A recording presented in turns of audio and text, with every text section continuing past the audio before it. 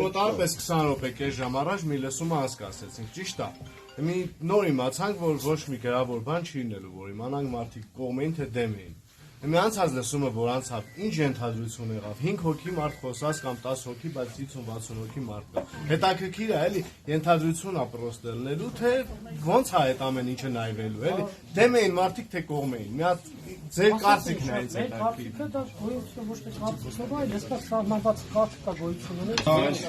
Ուրեմն ես մի աննոսոր եկա, ես ուղղակի մի հատ կարծիք եմ արտահայտում, քանի որ ես գյուղ էլի մի քանի տարի առաջ եկել եմ, մի քանի լսում ա եղել այստեղ, հիմա նայ գյուղում կա հանք, կա ֆաբրիկա, որևէ մեկը չի խոսում, որ հանքը պիտի չաշխատի, ֆաբրիկան պիտի չաշխատի, դրա մասին խոսք չկա։ Հիմա եկել են, հա, ասում են նոր տարածք են ուզում ուսումնասիրել։ Այստեղ ընտրությունը հաստատ գյուղացիներինն է, այսինքն իրենք ուզում են իրենց գյուղը էլ ավելի ծանրաբեռնվի էկոլոգիական առումով։ Թե այն ինչ կա բավարար է, որովհետև ցանկացած, հա, իդեպ ասեմ ձեզ, մենք կարող է խոսանք հիմա ու այո դա այդպես է, դա ուսումնասիրություն է,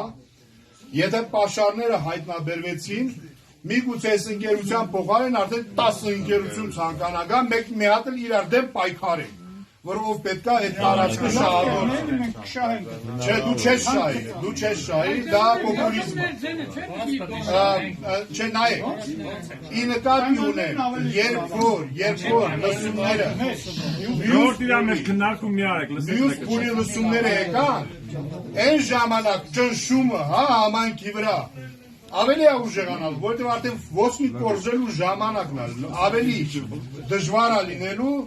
դեմ արտահայտվել, որովհետև միգուցե վաղտել ընկերությունը 300 աշխատող ունենա,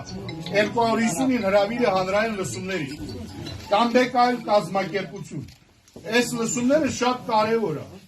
հենց այս, այսինքն երկրաբանական ուսումնասիրությունը մոտեցնում է գյուղում հանքերի ընդլայնման գործընթացին և դրա համար գյուղը ինքը պետք է որոշի։ Այն հանքը, որը որ կա բավարար է, թե մենք պատրաստ ենք մեր էկոլոգիական ծանրաբեռնվածությունը էլ ավելի ուժեղացնել, ավելացնել։ Դրա համար շատ կարևոր է, որպեսզի գյուղացիները խոսան իրենց կարծիքը արտահայտեն ու արտահայտեն հստակ, էլի, այսինքն որպեսզի չքաշվեն, չգիտեմ, կողմա թող կողմ լինի, դեմա թող դեմ լինի, բայց հիմա է որոշվում այդ ամեն ինչ։